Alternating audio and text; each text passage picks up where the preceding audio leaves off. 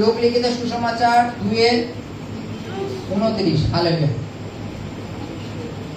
হে স্বামী, এখন তুমি তোমার বাক্যানুসারে তোমার দাসকে শান্তিতে বিদায় করিতেছ, কেননা আমার নয়ন যুগল তোমার পরিত্রাণ দেখিতে পাইল, যা তুমি সকল জাতির সম্মুখে প্রস্তুত করিয়াছ, পরজাতিগণের প্রতি প্রকাশিত হইবার জ্যোতি ও তোমার প্রজা ইসরায়েলের গৌরব। Hallelujah, hallelujah. যখনই আমরা দুঃখের থেকে সুখের দিকে যাই, তখন আমরা এত জোরে একটা লাভ মারি যে প্রভুকে ভুলে যাই। যাই তো নাকি? তাই তো নাকি? মনে করে এখন এখানে অনেক দুঃখী দরিদ্র আছে, আমরা সকলে দুঃখী দরিদ্র, প্রভুকে ডাকছো, প্রার্থনা করছো। এবার রাতারাতি যদি প্রত্যেকের 1 কোটি টাকা করে লটারি বাঁধে, কালকে কত, সামনের এবার কতজন আসবে প্রার্থনায়?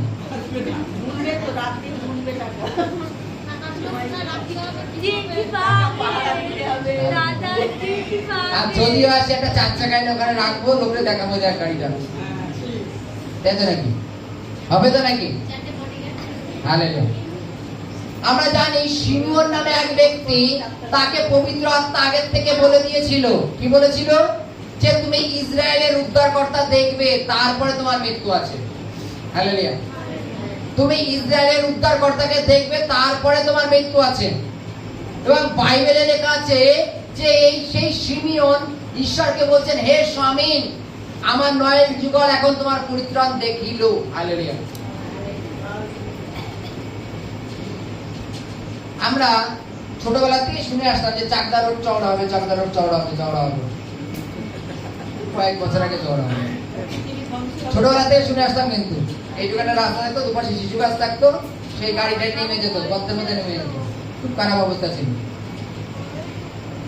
আজকে সেই শিমিয়ন, যাকে পবিত্রতা বলেছিল তুমি ইসরায়েলের উদ্ধারকর্তাকে দেখবে, এবং বাইবেলে লেখা আছে যীশু খ্রিস্টকে যখন 8 দিন বয়সে জেরুজালেম মন্দিরে আনা হয়, কেননা বাইবেলে লেখা আছে গর্ভ উন্মোচক প্রত্যেক পুরুষ ঈশ্বরের উদ্দেশ্যে পবিত্র বলিয়া গণ্য হবে। হালেলুয়া। এবং সে যখন 8 দিন বয়স, বাইবেলে লেখা আছে যত নতুন পুরুষ সন্তান জন্মগ্রহণ করুক, তাকে 8 দিন বয়সে ওই ঈশ্বরের সম্মুখে উপস্থিত করতে হতো।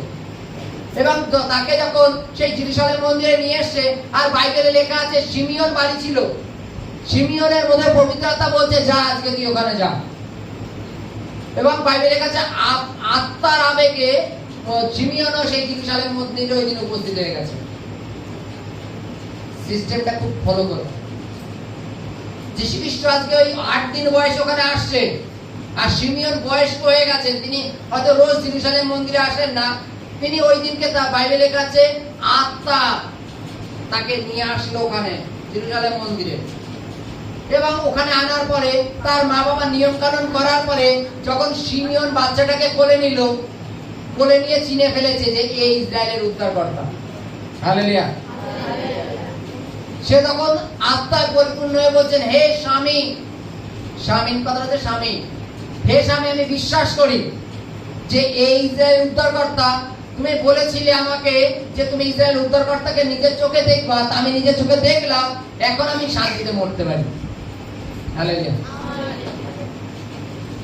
আর আমাদের জগতের লোকে চাও না পারা, আমি যেন আমার নাতিপুতির মুখ দেখে মরতে পারি,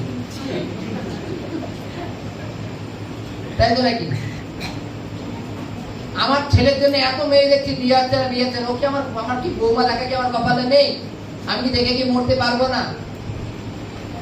যদিও কারোর মা বাবা হয়তো ইনকেস অসুস্থ, জমা রাতারাতি ছেলে যেখান থেকে মেয়ে খুঁজে নিয়েছে বিয়ে করে, দেখো তোমার নাত বউ। বাইবেলে শিমিয়নকে পবিত্রতা বলেছিল, তুমি ইসরায়েল উদ্ধারকর্তাকে দেখবা, তারপর তুমি মারা যাবে। এই শিমিয়ন কি বলছে? হে ঈশ্বর, হে স্বামী, আমার নয়ন যুগল তোমার উদ্ধারকর্তাকে দেখলো, এবার আমি শান্তিতে মরতে পারি। হালেলুয়া। কেননা এই শিমিয়ন ইসরায়েলদের জন্য প্রার্থনা করতো যে এদের উদ্ধার করবে কে, আর ঈশ্বর বলেছিলেন একজন উদ্ধারকর্তা আসবেন, তিনি উদ্ধার করবেন। হালেলুয়া। একজন উদ্ধারকর্তা আসবেন আর তিনি উদ্ধার করবেন। আর বাইবেলে লেখা আছে তারা যখন এসে যে যিশু খ্রিস্ট যখন আসলো, আসার পরে আমাদের সকলকে উদ্ধার করেছেন তিনি। সেই উদ্ধারকর্তার জন্মগ্রহণ হবে, পৃথিবীতে আসবে, এই বিষয়ে আগের থেকে ভাগবতী গ্রন্থে লেখা ছিল। আর সিমিয়ন যখন তাকে ছোট্টবেলায় কোলে নিয়ে সেই ঈশ্বরকে কি বললো, যে মানে ইসরায়েলের পরিত্রাণ আমি দেখতে পাচ্ছি, এখন উদ্ধার দেখতে পাচ্ছি।